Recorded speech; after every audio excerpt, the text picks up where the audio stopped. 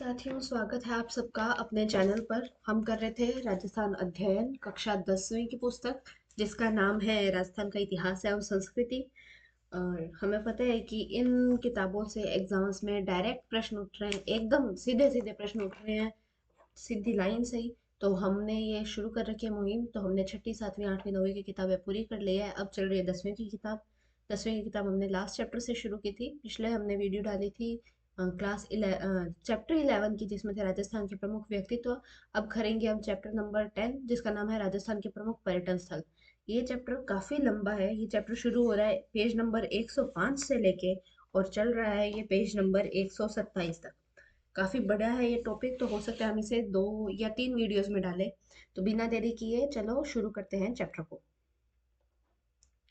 पर्यटन आज विश्व के सबसे बड़े उद्योगों में स्थान बना चुका है। राजस्थान भी पर्यटन स्थलों की दृष्टि से एक संपन्न राज्य है, जहां हर वर्ष लाखों सैलानी आते हैं। आंकड़े बताते हैं कि भारत आने वाला हर तीसरा पर्यटक राजस्थान आता है। राजस्थान में पर्यटन विभाग की स्थापना कब हुई है? 1956 में। राजस्थान में पर्यटन विभाग की स्थापना हुई है 1956 में, और 1989 में इसे उद्योग का दर्जा दिया गया है। वापस राजस्थान में पर्यटन विभाग की स्थापना हुई है 1956 में, और इसे उद्योग का दर्जा मिला है 1989 के अंदर। और एक पर्यटन नीति आई थी। पर्यटन नीति कब आई थी? पर्यटन नीति आई थी अपनी 2 सितंबर 2020 को। 2 सितंबर 2020 को क्या ये पर्यटन नीति जो है वो लागू हुई है 2 सितंबर 2020 को। ठीक है, यहाँ पे अपनों ने बड़ा पर्यटन विभाग आया 1956 में, और 1989 में इस उद्योग का दर्जा दे दिया गया पर्यटन को। तो हम आज पहले पढ़ेंगे। पहला जिला है अपना अजमेर। अजमेर में जो हमारी पहली चीज है वो 2.5 दिन का झोंपड़ा। मूल रूप से 2.5 दिन का झोंपड़ा कहलाने वाली इस इमारत का ये इमारत एक संस्कृत महाविद्यालय थी, जो कि विग्रह राज चतुर्थ द्वारा निर्मित थी। और ये विग्रह राज चतुर्थ का दूसरा नाम क्या है? बीसल देव। कौन है? बीसल देव। कि ये एक संस्कृत महाविद्यालय था जो विग्रह राज चतुर्थ द्वारा निर्मित था, परंतु बाद में सुल्तान मोहम्मद गौरी के सेनापति थे कुतुबुद्दीन ऐबक ने इसे मस्जिद में तब्दील करवा दिया। हिंदू व इस्लामी स्थापत्य कला के इस नमूने को सुल्तान इल्तुतमिश ने और ज्यादा सुशोभित किया। संस्कृत महाविद्यालय को तुड़वा के ये किसने बनवाई मस्जिद? ये बनवाई थी कुतुबुद्दीन ऐबक, जो कि सेनापति था सुल्तान मोहम्मद गौरी का। फिर इसको और ज्यादा सुंदर किसने करवाया, मतलब इसके अंदर और काम किसने करवाया हिंदू इस्लामिक स्थापत्य शैली का? इल्तुतमिश ने। इसका ये नाम पड़ने के पीछे एक किंवदंती है कि इमारत को मंदिर से मस्जिद तब्दील करने में सिर्फ 2.5 दिन लगे थे। कि एक तो ये है कि इसको बनाने में सिर्फ 2.5 दिन लगे थे। मतलब बनाने में नहीं, कन्वर्ट करने में। संस्कृत महाविद्यालय से मस्जिद बनाने में 2.5 दिन लगे थे, इसलिए इसका नाम 2.5 दिन का झोंपड़ा पड़ गया। और दूसरा मत ये है कि मराठा काल में यहाँ पंजाब शाह बाबा का 2.5 दिन का उर्स भी होता था। दूसरा क्या किंवदंती है? पंजाब शाह बाबा का 2.5 दिन का उर्स लगता था, इसलिए इसका नाम 2.5 दिन का झोंपड़ा है। अगला है ख्वाजा साहब की दरगाह। अजमेर में सर्वाधिक देसी व विदेशी पर्यटक ख्वाजा मोइनुद्दीन चिश्ती की दरगाह पर मन्नत मांगने तथा मन्नत पूरी होने पर चादर चढ़ाने आते हैं। सभी धर्मों के लोगों में ख्वाजा साहब की बड़ी मान्यता है।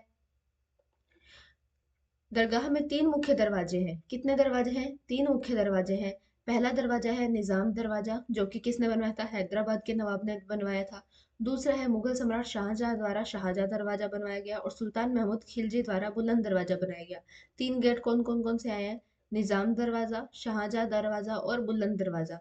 निजाम दरवाजा बनवाया हैदराबाद के नवाब ने। शाहजहां दरवाजा, जैसे इसका नाम बता रहा है, सम्राट शाहजहां ने बनाया था।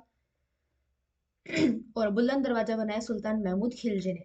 उर्स के दौरान दरगाह पर झंडा चढ़ाने की रस्म के बाद बड़ी देग तांबे का बड़ा कढ़ाव, जिसमें 4800 किलो, और छोटी देग 2240 किलो खाद्य सामग्री पकाई जाती है, जिसे भक्त लोग प्रसाद के तौर पर बांटते हैं। श्रद्धालु अपनी मनोकामना पूर्ण होने पर भी इस देगों में भोजन पकवाते हैं, वो बांटते हैं। आश्चर्य की बात यह है कि केवल शाकाहारी भोजन ही पकाया जाता है यहाँ पर। अगली है आना सागर झील। ये कृत्रिम झील है जो राजा अजयपाल चौहान के पुत्र अर्नोराज चौहान ने बनवाई थी। बनवाई किसने है? अर्नोराज चौहान ने। पुत्र किसके है? राजा अजयपाल चौहान के। कैसी झील है? कृत्रिम झील है। अर्नोराज चौहान को अन्ना जी नाम से भी पुकारा जाता था, इसलिए इस झील का नाम क्या पड़ गया? आना सागर झील। इसके निकट क्या है? दौलत बाग, जो कि किसने बनवाया है? मुगल सम्राट जहांगीर द्वारा बनवाया गया है। और 5 बारहदरियां हैं जो सम्राट शाहजहां द्वारा निर्मित है। ये मार्बल से बनी हुई बारादरियां हैं, और मतलब बहुत सुंदर जगह है। अगला है मेयो कॉलेज। भारतीय राजघरानों के बच्चे, कहाँ के बच्चे? भारतीय राजघरानों के बच्चों का ये बोर्डिंग स्कूल होता था। अंग्रेजों के समय रिचर्ड बार्क द्वारा 1875 में मेयो कॉलेज की स्थापना की गई। कब की गई है स्थापना? 1875 में। किसके द्वारा? रिचर्ड बार्क द्वारा की गई है इस कॉलेज की स्थापना। इस भवन का स्थापत्य कैसा है? इंडो सार्सेनिक है, यानी कि भारतीय और अरबी शैली का मिक्सचर है। भारतीय और अरबी शैली जहाँ मिक्स होती है उसे क्या कहते हैं? इंडो सार्सेनिक। और मेयो कॉलेज की कौन सी स्थापत्य शैली है? इंडो सार्सेनिक है। और ये संगमरमर से निर्मित है। अगला है सोने जी की नसिया, जिसे स्वर्ण नगरी भी कह देते हैं। सोने जी की नसिया 19वीं सदी में निर्मित ये एक जैन मंदिर है। भारत के समृद्ध मंदिरों में से एक है। इसके मुख्य कक्ष को स्वर्ण नगरी का नाम दिया जाता है। क्या नाम दिया जा रहा? मुख्य कक्ष को स्वर्ण नगरी का नाम दिया जा रहा है। इसका प्रदेश द्वार लाल पत्थर से बना है तथा अंदर संगमरमर की दीवारें बनी हैं जिन पर काष्ठ आकृतियां तथा शुद्ध स्वर्ण पत्रों से जैन तीर्थंकरों की छवियां व चित्र बने हैं। नेक्स्ट है ब्रह्मा मंदिर। पूरे विश्व का एकमात्र ब्रह्मा मंदिर है पुष्कर में। ब्रह्मा जी का एक ही मंदिर है पूरे विश्व में, वो कौन सा है? ये पुष्कर वाला ब्रह्मा मंदिर। संगमरमर से निर्मित चांदी के सिक्कों से जड़ा हुआ लाल शिखर और हंस ब्रह्मा जी का वाहन। ब्रह्मा जी का वाहन क्या है? हंस की छवि वाले मंदिर में ब्रह्मा जी की चतुर्मुखी प्रतिमा गर्भगृह में स्थापित है। इस मंदिर में सूर्य भगवान के संगमर की मूर्ति प्रहरी की भांति खड़ी है। सूर्य भगवान की संगमरमर की मूर्ति प्रहरी की भांति खड़ी है, और ये जो मूर्ति है इन्होंने जूते पहने हुए हैं। ठीक है। अगला है सावित्री मंदिर। ब्रह्मा मंदिर के पीछे ही है, ऊंची पहाड़ी पर सावित्री मंदिर है, जो ब्रह्मा जी की पहली पत्नी थी। और दूसरी पत्नी कौन थी? गायत्री। मंदिर तक पहुंचने के लिए सीढ़ियां हैं।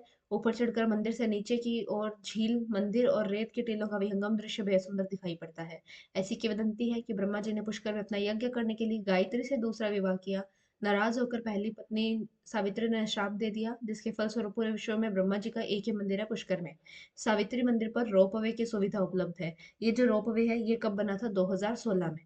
कब बना है ये सावित्री माता वाला रोपवे? 2016 में बना है। और इसकी ऊंचाई कितनी है? 700 मीटर।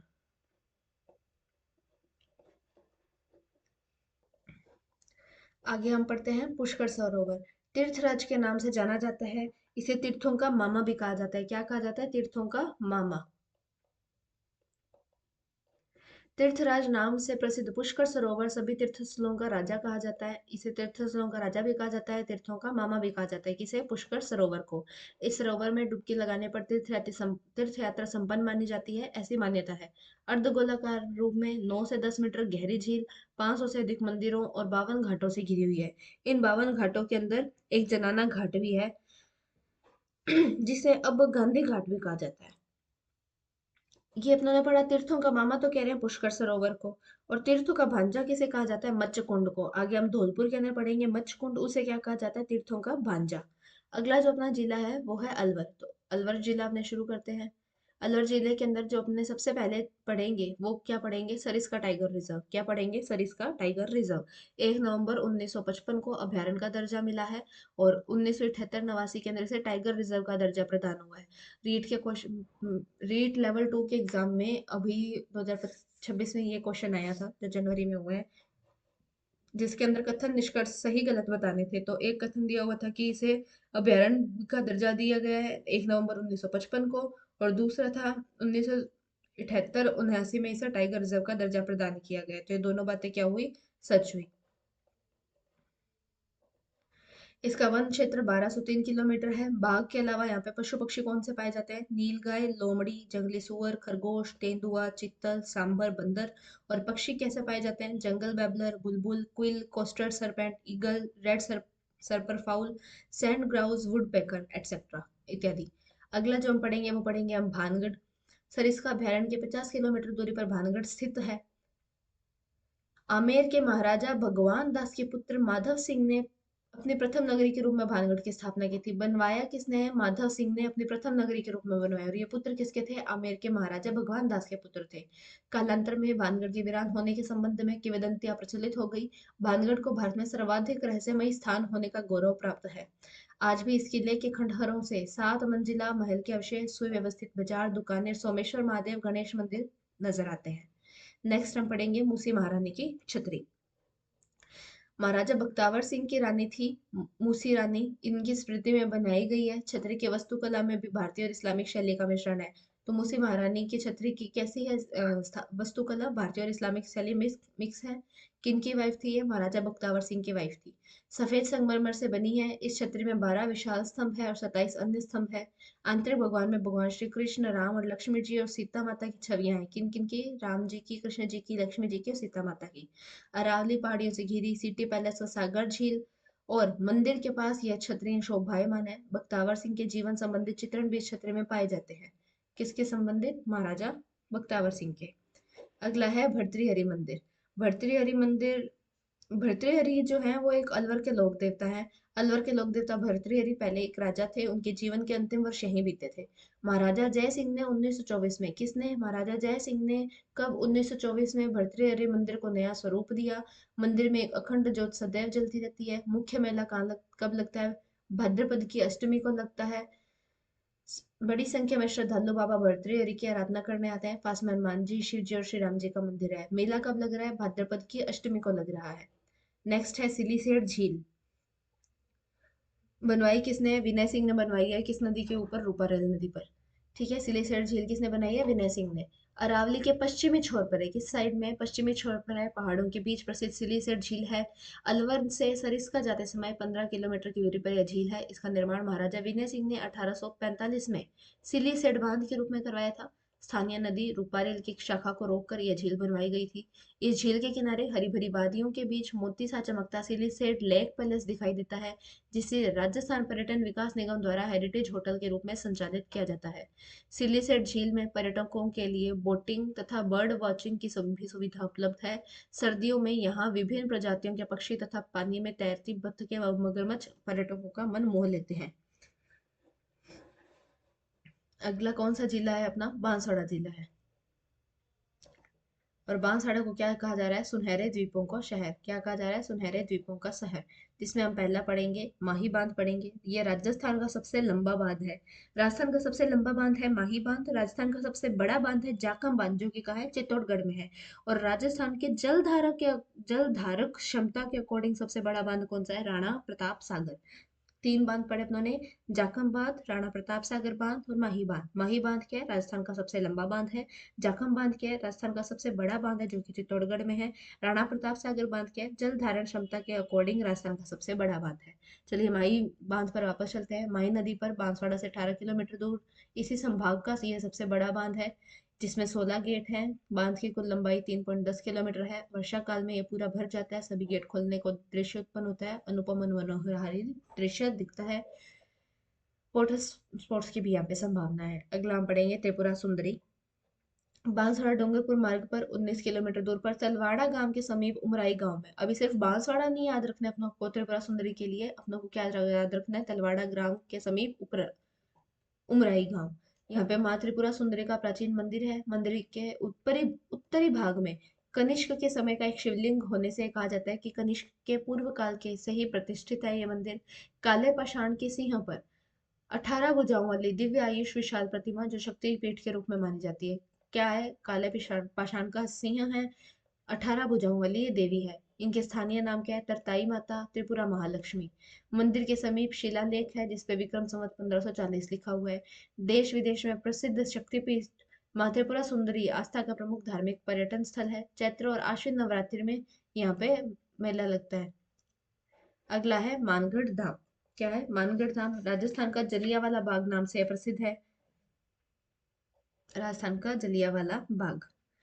और यहाँ पे मेला कब लगता है? मार्गशीर्ष पूर्णिमा को लगता है। ये मानगढ़ धाम बांसवाड़ा से 85 किलोमीटर दूर आनंदपुरी के समीप राजस्थान गुजरात की सीमा की पहाड़ियां है। आदिवासी अंचल में स्वाधीनता आंदोलन में अग्रज माने जाने वाले महान संत गोविंद गुरु की कर्मस्थली है। किसकी कर्मस्थली है? संत गोविंद गुरु की। ऐतिहासिक मान्यता अनुसार इसी स्थान पर गोविंद गुरु के नेतृत्व में मानगढ़ की पहाड़ी पर सभा के आयोजन के दौरान अंग्रेजी हुकूमत के खिलाफ स्वतंत्रता की मांग कर रहे 1500 राष्ट्रभक्त आदिवासियों पर अंग्रेजों ने निर्ममता पूर्वक गोलियां चलाकर उनकी निशंस हत्या कर दी थी। मानगढ़ धाम पर प्रतिवर्ष मार्गशीर्ष पूर्णिमा पर मेले का आयोजन आता है। आ भी गए यहाँ पर, मैंने स्टार्टिंग में बताया था मेला कब लगता है? मार्गशीर्ष पूर्णिमा पर। और यहाँ पे दे दिया, जिसमें राजस्थान, गुजरात और एमपी से हजारों श्रद्धालु आते हैं। वर्तमान में इसे राष्ट्रीय शहीद स्मारक के रूप में विकसित किया जा रहा है। लास्ट टॉपिक हम पढ़ेंगे इस वीडियो का नहीं, बांसवाड़ा का, जो कि क्या है? अब्दुल्ला पीर। बोहरा मुस्लिम संत अब्दुल रसूल की लोकप्रिय मज़ार है। कौन सी? अब्दुल्ला पीर कहाँ पर है ये? बांसवाड़ा में है। शहर के दक्षिणी भाग में, यानी कि बांसवाड़ा के दक्षिणी भाग में स्थित दरगाह को अब्दुल्ला पीर के नाम से जाना जाता है। बोहरा मुस्लिम थे ये अब्दुल रसूल। हर वर्ष बड़ी संख्या में विशेषतः बोहरा समुदाय के लोग दरगाह के उर्स में शामिल होने आते हैं। अगला जो अपना जिला है वो कौन सा जिला है? बारा। बारा के अंदर अपने सबसे पहले क्या पढ़ेंगे? सीताबाड़ी। सीता माता और लक्ष्मण को समर्पित है यह सीताबाड़ी मंदिर। 12 से 45 किलोमीटर दूर है। ऐसा माना जाता है राम जी और सीता की जी के जो पुत्र थे लव और कुश, उनका जन्म यहीं पर हुआ था।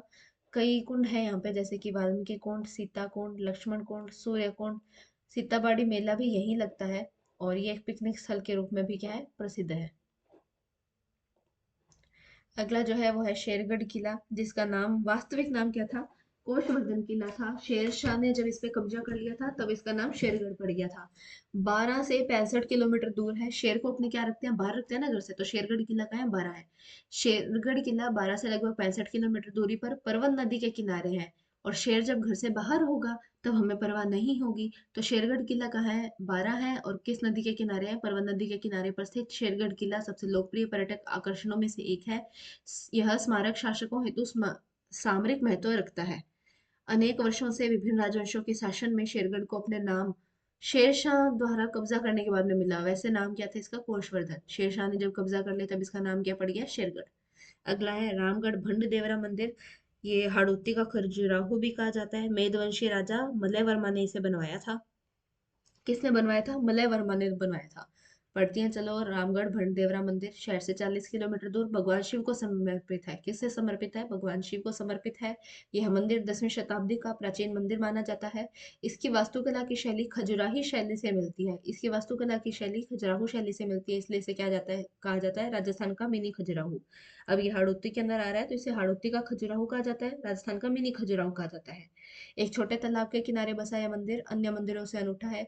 यहाँ प्रसाद के तौर पर एक देवता को मिठाई व सूखे फल चढ़ाए जाते हैं और दूसरे आराध्य की सेवा में मांस मदिरा प्रयुक्त किया जाता है। बनवाया किसने था? मलय वर्मा था, मेदवंशीय। कौन? मलय वर्मा।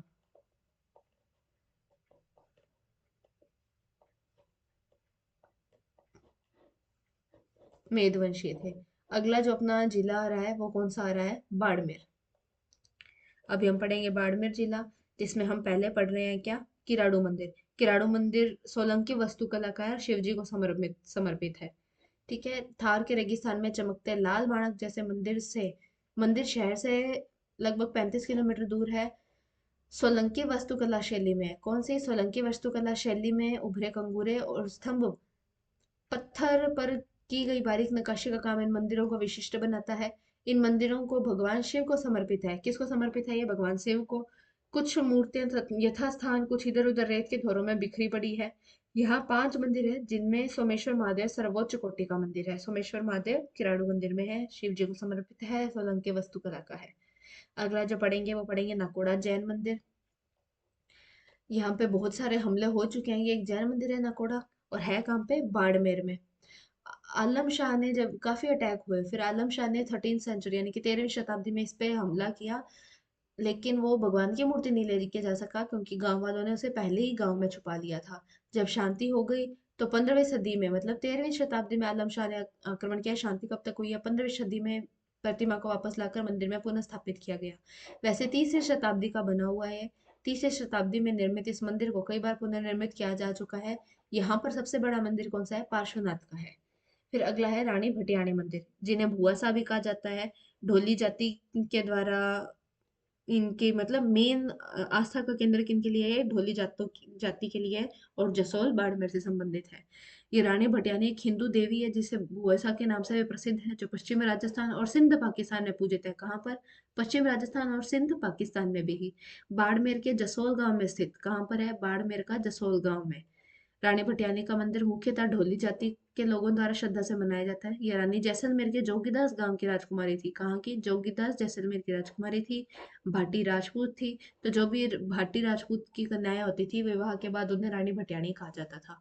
राठौड़ राजा से शादी करके बाड़मेर आई, परंतु राठौड़ राजा की बड़ी रानी ने इन्हें तथा इनके पुत्र लाल सिंह को ईर्ष्यावश जहर दिलवाकर मरवा दिया। अपना जो अलग अगला जिला है वो कौन सा है? भरतपुर। भरतपुर जिला पढ़ेंगे हम।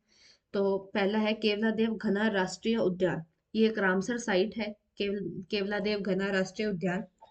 इसे 1971 में तो बनाया गया अभ्यारण्य और 1985 में विश्व धरोहर बना दिया गया।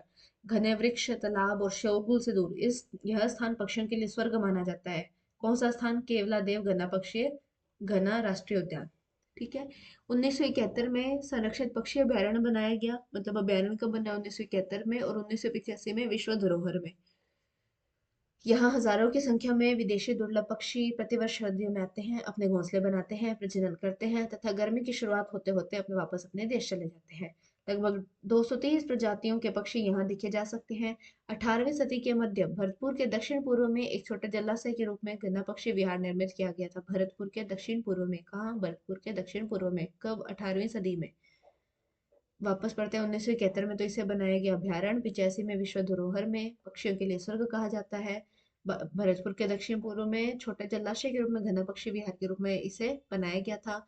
सबसे ज्यादा शानदार व आकर्षक पक्षी विहार होने का गौरव प्राप्त है। इसमें भारतीय सारस क्रेन, साइबेरियन क्रेन, जल मुर्गी, चीनी मुर्गी, heron, painted stork, cormorant, knob billed duck, white spoonbill, sandpiper, इस टाइप एक्सेट्रा यहाँ पे पक्षी पाए जाते हैं। अगला जो हम पढ़ेंगे वो हम पढ़ेंगे लोहागढ़ किला। इसके ये एक कैसा दुर्ग है? पारिख दुर्ग है, पारिख दुर्ग। ठीक है। यहाँ पे काफी अटैक हुए, लॉर्ड लेक ने भी यहाँ पे अटैक किया था लेकिन वो असफल रहा। नाम से प्रभावित है यह किला कई ब्रिटिश हमलों का सामना कर चुका है। अंततः ब्रिटिश सैन्य अधिकारी आर्थर वेल्सले ने इस पर कब्जा किया, और सफल कौन हुआ था? आर्थर वेल्सले ने इस पर कब्जा कर लिया था। इसके मजबूत गेट अष्टधातु व लकड़ी से बने हैं। दुश्मनों के बचने के लिए चारों ओर गहरी खाई है, चारों ओर गहरी खाई है जिसमें पानी भर दिया गया है, इसलिए इसे क्या कहा जा रहा है? पारिक दुर्ग कहा जा रहा है। ये जो अष्टधातु दुर्ग अपनों ने पढ़ा है, ये क्या हुआ था 1765 के अंदर? कब? 1765 के अंदर। जो जवाहर सिंह थे वो दिल्ली से विजय कर कर लाए थे। कौन? जवाहर सिंह।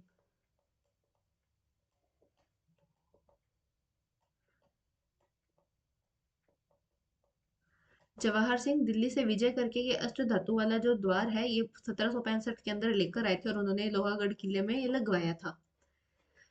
किले के अंदर सुंदर स्मारकों में कोठी खास, महल खास, मोती महल, किशोरी महल है। राजा सूरजमल ने मुगलों और अंग्रेजों पर विजय प्राप्त करने के बाद जौहर बुर्ज और फतेह बुर्ज बनवाया। मुगलों पर विजय प्राप्त की तब जौहर बुर्ज, अंग्रेजों पर विजय प्राप्त की तब फतेह बुर्ज। ठीक है। किसने बनवाया है? राजा सूरजमल ने। और ये अष्ट धातु का गेट कौन लेकर आए हैं? जौहर सिंह। कब? 1765 में। नेक्स्ट है अपना बंद बरेठा। बंद बरेठा भरतपुर।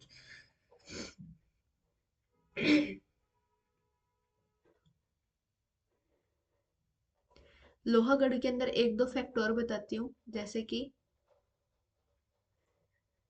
ये जो दुर्ग है, ये जो बनवाया गया है जवाहर बुर्ज, ये बनवाया है 1765 में।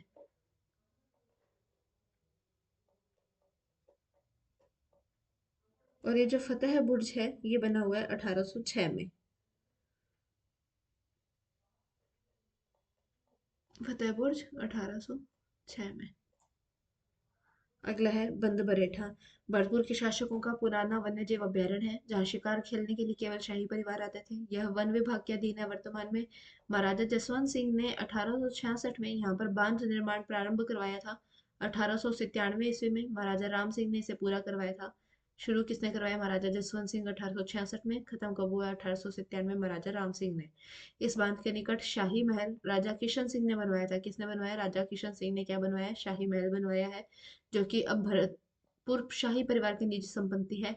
बंद बरेठा में चौपाए जानवरों के अलावा लगभग 200 से अधिक प्रजातियों के पक्षी विचरण करते हैं। नेक्स्ट है गंगा मंदिर। ये राजपूत, मुगल और द्रविड़ स्थापत्य शैली का सुंदर मिश्रण है। यह मंदिर महाराजा बलवंत सिंह द्वारा 1845 में बनाना शुरू हुआ था। शुरू कब हुआ? ये 1845 में। किसके द्वारा? महाराजा बलवंत सिंह द्वारा। और बृजेंद्र सिंह जो थे, मतलब इसका कार्य चला है 90 साल तक। और फिर जो महाराजा बलवंत सिंह हैं उनके बेटे थे बृजेंद्र सिंह, वो इस मंदिर में देवी गंगा की मूर्ति की स्थापना की। ऐसी मान्यता है कि इसके निर्माण के लिए राज्य के सभी कर्मचारियों तथा समृद्ध लोगों ने 1 माह का वेतन दान किया था। पेपर में डायरेक्ट क्वेश्चन आ जाए कि किस मंदिर के लिए यह मान्यता है कि इसके निर्माण के लिए राज्य के सभी कर्मचारियों तथा समृद्ध लोगों ने 1 माह का वेतन दान किया, तो वो कौन सा था? गंगा मंदिर। और गंगा मंदिर कहाँ पर है, कहाँ पड़ रहे हैं अपने, कौन सा जिला पड़ रहे हैं, भरतपुर। यहाँ मुख्य आकर्षण भाग भगवान कृष्ण, लक्ष्मी नारायण और शिव पार्वती की मूर्तियां हैं। गंगा सप्तमी और गंगा दशहरा को यहाँ बड़ी संख्या में लोग आते हैं। अगला जो अपना जिला है वो है भीलवाड़ा। भीलवाड़ा जिसे क्या कहा जाता है, वस्त्र नगरी कहा जाता है। मेनाल जलप्रपात, इसे महानाल भी कहा जाता है कई बारी। ये जो भीलवाड़ा है इसे क्या कहा जाता है, राजस्थान का मैनचेस्टर। भीलवाड़ा से 80 किलोमीटर दूर कोटा रोड पर नेशनल हाईवे 27 पर मेनाल अलौकिक नैसर्गिक वैभव के कारण हजारों की संख्या में पर्यटकों को आकर्षित करता है। चारों तरफ जंगल से घिरा मेनाल का झरना दूर दराज क्षेत्रों से आने वाले विदेशी पर्यटकों को भी आकर्षित करता है। 150 फीट गहरी खाई में गिरने वाली इसकी जलधारा बड़ी जोर से आवाज करती है और देखने वाले की नजर वहां से नहीं हटती। मेनाल में शिव जी का अत्यंत सुंदर वैभवशाली मंदिर है। किनका मंदिर है, शिव जी का। अगला जो है वो हम पढ़ेंगे मांडलगढ़। भीलवाड़ा से 54 किलोमीटर दूर स्थित इस जगह का ऐतिहासिक महत्व है क्योंकि यह मध्यकाल के दौरान कई युद्धों का साक्षी रहा है। इतिहास प्रसिद्ध युद्ध कौन सा, हल्दी घाटी युद्ध के दौरान मुगल सम्राट अकबर ने इस स्थान पर डेरा डाला था। तो डायरेक्ट पूछे, हल्दी घाटी युद्ध के समय अकबर ने डेरा कहाँ डाला, तो मांडलगढ़ दुर्ग में डाला। लगभग आधा मील लंबा किला पहाड़ी के शिखर पर प्राचीरों और खाई की सुरक्षा के साथ अधिक है। किले में दो मंदिर है, एक तो भगवान शिव जी को समर्पित है और दूसरा भगवान कृष्ण जी को। मांडलगढ़ के अंदर क्या है, राणा सांगा का समाधि स्थल है। और ये किसने बनवाया था, बालानोट राजपूतों द्वारा निर्मित है। क्या मांडलगढ़ किनके द्वारा निर्मित है, बालानोट राजपूतों के द्वारा निर्मित है। और राणा सांगा जी का समाधि स्थल है मांडलगढ़। नेक्स्ट वो जो है वो है शाहपुरा। भीलवाड़ा से 55 किलोमीटर दूर शाहपुरा कस्बा है। चार दरवाजे वाली दीवार से घिरा हुआ है। किससे, चार दरवाजे वाली दीवार से घिरा हुआ है। राम स्नेही संप्रदाय के अनुयायियों के लिए सन 1804 में स्थापित तीर्थ स्थान है। राम स्नेही संप्रदाय की चार है, एक तो शाहपुरा, रेण, सिंहथल और खेड़ापा। शाहपुरा आ गया भीलवाड़ा में, रेण आएगा पाली में, सिंहथल आएगा बीकानेर में और खेड़ापा आएगा जोधपुर के अंदर। पूरे वर्ष देश भर में तीर्थ यात्री इस मंदिर की यात्रा करने आते हैं। 5 दिन के लिए फूलडोल मेला लगता है। फूलडोल मेला कहाँ लग रहा है, शाहपुरा में, शाहपुरा भीलवाड़ा में। वार्षिक मेला लग कब रहा है, फाल्गुन शुक्ल को। कितने दिन का है, 5 दिन का है। फाल्गुन शुक्ल में लग रहा है, जो कि मार्च अप्रैल इंग्लिश मंथ में आयोजित हो रहा है। शाहपुरा के उत्तरी भाग में एक विशाल महल परिसर है जो छज्जों, मीनारों और छतरियों द्वारा सुशोभित है। इसके ऊपरी भाग में रमणीय झील, शहर के सुंदर दृश्य देखा जा सकता है। प्रसिद्ध स्वतंत्रता सेनानी केसरी सिंह बारड, जोरावर सिंह बारड, प्रताप सिंह बारड शाहपुरा के थे। त्रिमूर्ति स्मारक बारड जी की हवेली जो कि अब राजकीय संग्रहालय में परिवर्तित गई है। और पीवनिया तालाब यहाँ के महत्वपूर्ण आकर्षक है। शाहपुरा पारंपरिक फर्द चित्रकला के लिए फेमस है। क्या क्या बात आई है, एक तो यहाँ फूलडोल मेला लगता है। रामस्नेही संप्रदाय के अनुयायियों के लिए ये तीर्थ स्थान है जो कि 1804 में बना, चार दरवाजों से घिरा हुआ है। फूलडोल मेला लग रहा है माघ शुक्ला में 5 दिन के लिए, मार्च अप्रैल में। केसरी सिंह, जोरावर सिंह, प्रताप सिंह बारड यहाँ से ही थे। त्रिमूर्ति स्मारक बारड जी की हवेली और पीवनिया तालाब भी कहाँ है, शाहपुरा भीलवाड़ा के अंदर है। अगला जो अपना जिला है वो बूंदी है, जिसे कुंड और बावड़ियों का शहर कहा जाता है। क्या कहा जाता है, कुंड और बावड़ियों का शहर। जिसमें हम पहला पढ़ेंगे तारागढ़ फोर्ट। कैसी शैली है, राजपूत शैली है। 1345 में बना हुआ है, बूंदी की सबसे आकर्षक जगह है। यह किला और महल ऊंची पहाड़ी पर बने हैं तथा दुर्भाग्यवश जंगली झाड़ियों के बीच जीर्ण शीर्ण अवस्था में है। इसकी सुंदरता का अनुमान इसके देवालय स्तंभ, शीर्ष मंडपों वाली छतरियां, वक्राकार छत और हाथी व कमल के रूप में सजे इसकी सुंदरता से लगाया जा सकता है। 84 खंभों की छतरी। 84 खंभों की छतरी कहाँ पर है, बूंदी में है। कैसे याद किया, 84 बूंदी खांसी, मतलब अपने से पूछा ना बूंदी खाएगा क्या, तो 84 बूंदी खांसी, मैंने ऐसे याद किया, 84 बूंदी खांसी। तो 84 खंभों की छतरी बूंदी में है। बूंदी के महाराजा अनिरुद्ध सिंह द्वारा अपनी प्रिय सेवादार की स्मृति में बनाई गई छतरी है ये।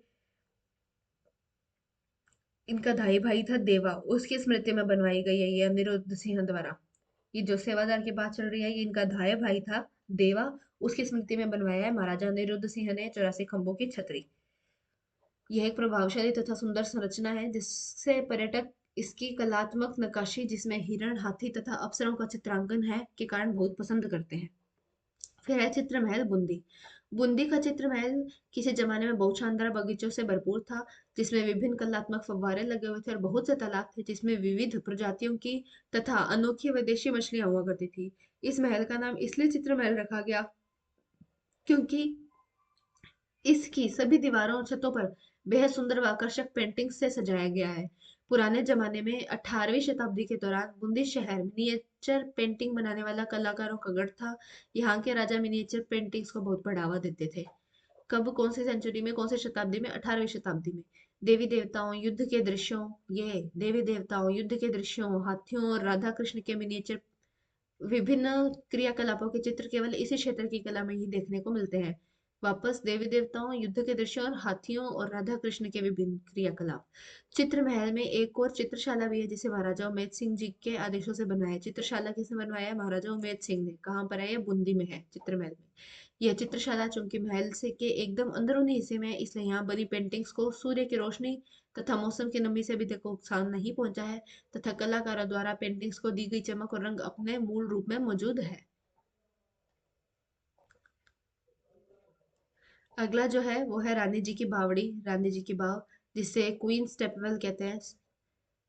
रानी जी की बावड़ी सन 1699 में बूंदी के शासक राव राजा अनिरुद्ध सिंह जी की छोटी रानी नाथावती द्वारा बनवाई गई है। अनिरुद्ध सिंह जी ने क्या बनवाया था? 84 खंभों की छतरी अपने धाई भाई देवा की स्मृति के अंदर बनवाई थी। और इनकी जो छोटी रानी है, रानी नाथावती, इन्होंने 1699 में क्या बनवाया है? क्वीन स्टेपवेल रानी जी की बावड़ी बनवाई है इन्होंने। बावड़ी का मुख्य द्वार आमंत्रण देता प्रतीत होता है। बहुमंजिला बावड़ी के तोरण द्वार पर गजरत के उत्कृष्ट नक्काशीदार अंकर है, जिसमें उनके सूंड को अंतर की ओर मोड़ा गया, जैसे ऐसा आभास होता है मानो हाथी बावड़ी से पानी पी रहा हो। अगला जो जिला है वो है चित्तौड़गढ़ जिला।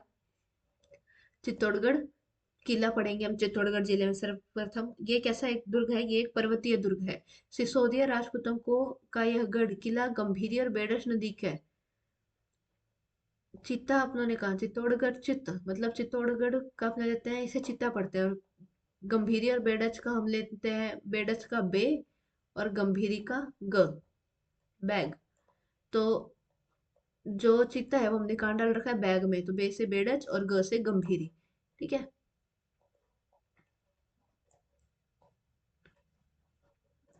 आगे कंटिन्यू करते हैं। कौन कौन से नदियां हैं? गंभीरी और बेडस नदी के तट पर है। सिसोदिया राजपूतों का यह गढ़ है। इस किले के निर्माण की ऐतिहासिक तिथि पर मतभेद है। पौराणिक कथा के अनुसार इसका नाम निर्माण पौराणिक युग में महाभारत काव्य के एक पांडव नायक भीम द्वारा प्रारंभ करवाया गया था। किले में बहुत से भव्य स्मारक है, जिसमें कुछ समय की मार झेल और जीर्ण हो गए हैं।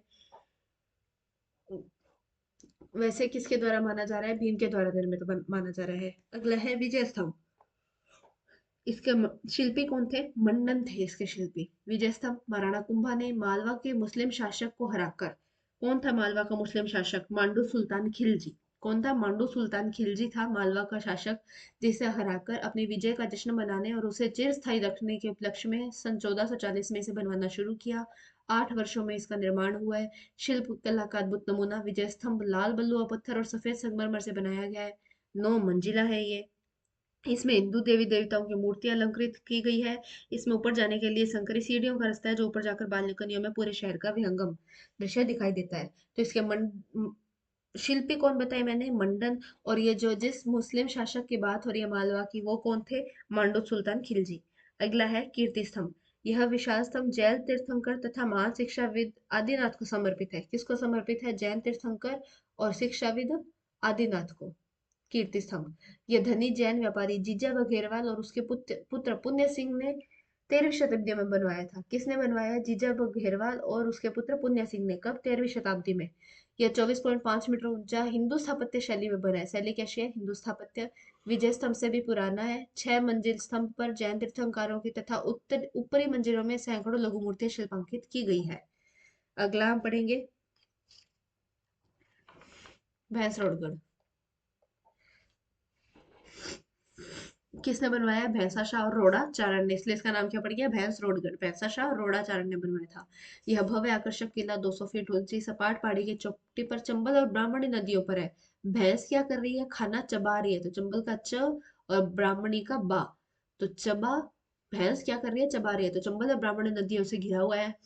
इस किले की सुंदरता से अभिभूत होकर ब्रिटिश इतिहासकार जेम्स टोड ने कहा है कि यदि उन्हें राजस्थान में एक जागीर संपत्ति की पेशकश की जाए तो वह भैंसगढ़ बैजरोडगढ़ को ही चूज करेंगे, क्योंकि सटीक जानकारी न मिलने के कारण इस किले के निर्माण के संबंध में कुछ स्पष्ट नहीं कहा जाता।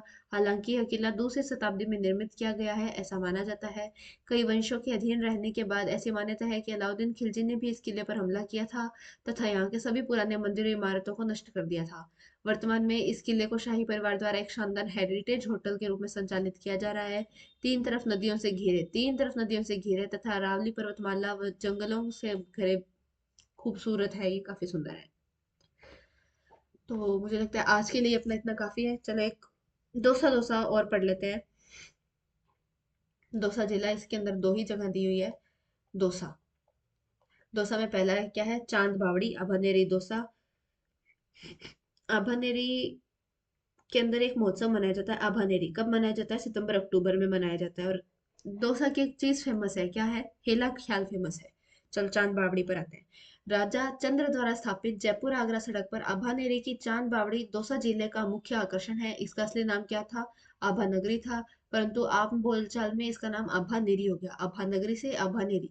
पर्यटन विभाग द्वारा यहाँ प्रत्येक वर्ष सितंबर अक्टूबर में आभानेरी महोत्सव आयोजित किया जाता है। किसके द्वारा, पर्यटन विभाग द्वारा। ये 2 दिन चलता है। पर्यटकों के मनोरंजन के लिए राजस्थानी खालना तथा लोक कलाकारों द्वारा विभिन्न गीत व नृत्य आदि कार्यक्रम होते हैं। अगला क्या है, हर्षद माता मंदिर कहाँ पर है, दौसा में है।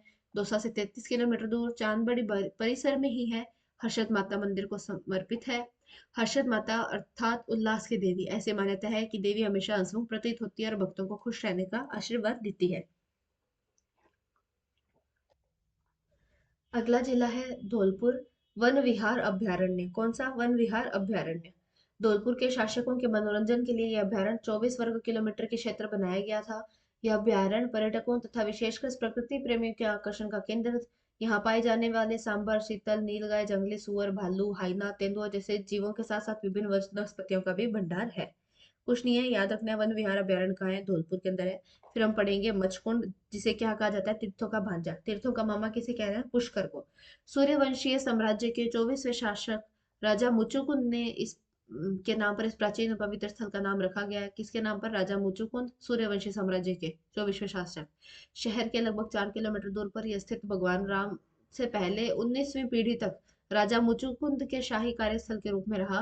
प्राचीन धार्मिक साहित्य के अनुसार राजा मुचुकुंद एक बार गहरी नींद में सोया हुआ था, तभी दैत्य काले मन ने अचानक उसे उठा लिया, परंतु एक देवी आशीर्वाद से दैत्य जलकर भस्म हो गया। यह इसी कारण यह प्राचीन पावन तीर्थ स्थल माना जाता है। अगला क्या है, तालाब शाही। सन 1617 में तालाब शाही नाम से मशहूर एक खूबसूरत झील शाहजादे शाहजहां के लिए शिकारगाह के रूप में बनवाई गई थी। किसके लिए बनवाई गई थी, शाहजहां के लिए। तालाब शाही नाम से जाना जाता था। 1617 में बनवाई गई थी। धौलपुर से 27 किलोमीटर दूर, बाड़ी से 5 किलोमीटर दूर, यह झील राजस्थान की खूबसूरत झीलों में से एक है। यहाँ पर सर्दियों में मौसम में कई प्रकार के प्रवासी पक्षी आते हैं, जैसे कि पिंटेल, रेड कोस्टर पोच, बतख, कबूतर आदि। अगला जिला है डूंगरपुर। यहाँ पर हम पढ़ेंगे बेणेश्वर मंदिर। सोम व माही नदी में डुबकी लगाने के बाद बेणेश्वर मंदिर में भगवान शिव की आराधना करने के लिए भक्तगण समर्पण के भाव से यहाँ आते हैं। इस अंचल के सर्वाधिक पूजनीय शिवलिंग बेणेश्वर मंदिर में स्थित है। सोम माही नदियों के तट पर स्थित 5 फीट ऊंचे स्वयंभू शिवलिंग शीर्ष से 5 हिस्सों में बंटा हुआ है। बेणेश्वर मंदिर के पास स्थित विष्णु मंदिर एक अत्यंत प्रतिष्ठित संत और भगवान विष्णु का अवतार माने जाने वाले माव जी की बेटी जनक कुंवरी ने 1793 में निर्मित करवाया था। ये मावा जी का जो मंदिर है वो किसने बनवाया था, जनक कुंवरी ने बनवाया था, जो उनकी बेटी थी। 1793 में बनवाया जाता। कहा जाता है कि मंदिर उस स्थान पर निर्मित है जहाँ माव जी ने भगवान से प्रार्थना करते हुए अपना समय बिताया था। माव जी के 2 शिष्य थे, अजय व वाजय ने लक्ष्मी नारायण मंदिर का निर्माण करवाया था। किसने, अजय और वाजय। किसके शिष्य थे ये, माव जी के। इन मंदिरों के अलावा भगवान ब्रह्मा का भी मंदिर है। माघ शुक्ल पूर्णिमा फरवरी में यहाँ पर माही नदियों के संगम पर विशाल मेला लगता है। बेणेश्वर मेला कब लगता है, माघ शुक्ल पूर्णिमा को लगता है। आदिवासी पवित्र स्नान करने व मंदिरों में पूजा करने लौटते हैं। फिर है गलियाकोट। सागवाड़ी तहसील के अंदर है ये। मज़ार फकरी कहा जाता है। और मुहर्रम की 27 तारीख को यहाँ पर उर्स लगता है। गलियाकोट दाऊदी बोहरा साम्राज्य का ये पवित्र स्थान है, जिसे गलियाकोट दरगाह कहा जाता है। डूंगरपुर से 58 किलोमीटर की दूरी पर माही नदी के किनारे स्थित है। गलियाकोट गांव में ही है। सैयद फखरुद्दीन के मजार के लिए जाना जाता है। संत थे जिनकी मृत्यु के बाद गांव में दफन कर दिया। मजार श्वेत संगमरमर से बनाई गई है। दीव शिक्षाएं दीवारों पर सोने के पानी से उत्कीर्ण है। गुंबद में अंदरूनी हिस्से को खूबसूरत स्वर्ण पत्रों से सजाया गया है।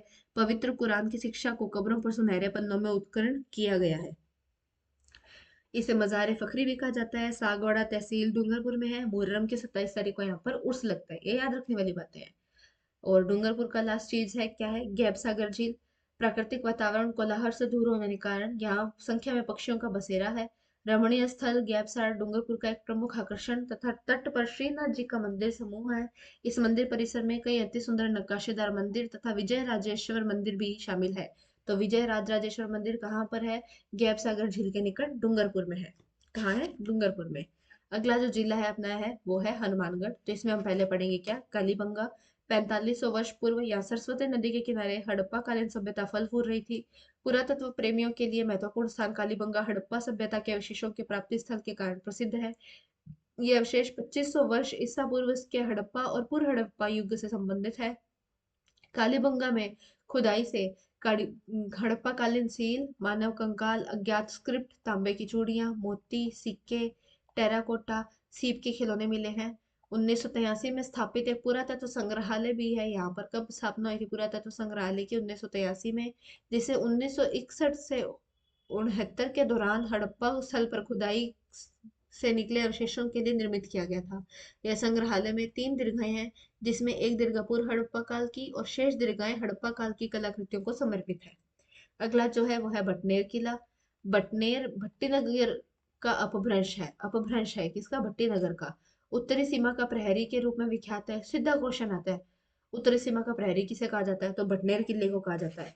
भारत का सबसे पुराने किलों में से एक माना जाता है इसे। हनुमानगढ़ किला घग्गर नदी के तट पर स्थित है। किले का महत्व इस तथ्य से लगाया जाता है कि आईने अकबरी में भी इसका उल्लेख है। किले का निर्माण 1700 साल पहले जैसलमेर के राजा भाटी के पुत्र भूपत ने किया था। तो किसने बनवाया है ये दुर्ग? भूपत भाटी ने बनवाया है। तैमूर और पृथ्वीराज चौहान सहित कई साहसी शासकों ने किले पर कब्जा करने की कोशिश की। सदियों में कोई भी इस किले को नहीं जीत पाया। अंत में वर्ष 1805 में बीकानेर के राजा सूरत सिंह ने भाटी राजाओं को पराजित कर इस किले पर कब्जा कर लिया था। किसने? बीकानेर के सूरत सिंह ने। कब? 1805 में।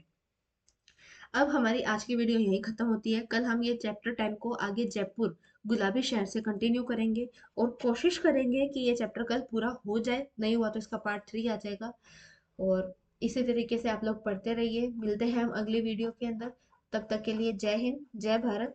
और पढ़ते रहिए, पढ़ाते रहिए। मिलते हैं अगली वीडियो में इसके पार्ट 2 के साथ में।